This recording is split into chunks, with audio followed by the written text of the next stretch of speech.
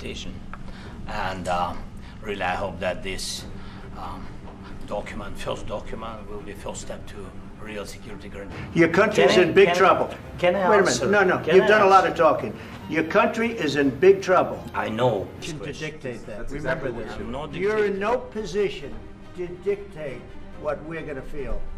We're going to feel very You will good. feel influence. We're going to feel very I'm good and telling very you, strong. You will feel influence. You're right now not in a very good position.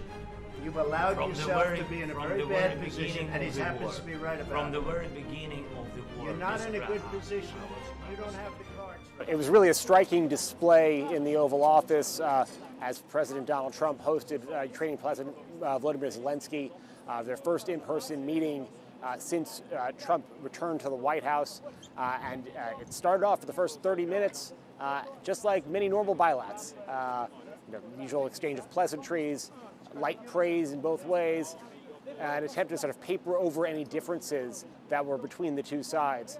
And then it took a very dramatic turn towards the last 10 minutes of the meeting with shouting, finger pointing, and really displays of animosity, largely from the U.S. side towards the Ukrainians for saying that the U.S. wasn't, that the Ukrainians weren't being grateful enough to the U.S. For their billions of dollars of support in the more than 3-year Russia invasion. United States of America, we had a president who stood up at press conferences and talked tough about Vladimir Putin, and then Putin invaded Ukraine and destroyed a significant chunk of the country. If you didn't have our military equipment, this war would have been over in 2 weeks. In 3 days, I heard it from Putin. In 3 days, this is something Maybe new. less. In 2 weeks, of course, yes. It's going to be a very hard thing to do business like this, I tell you. Conscripts to the front lines because you have manpower problems. You should be thanking the president for trying to bring an end to this conflict. Have you ever been to Ukraine that you say what problems we have? I have been to. Count once. I've actually watched and seen the stories, and I know what happens is you bring them on a propaganda tour, Mr. President. Trump and the Trump White House have been broadcasting that blow-up in the Oval Office on their social media channels. They are proud of it. They're saying that is emblematic of him standing up for America first.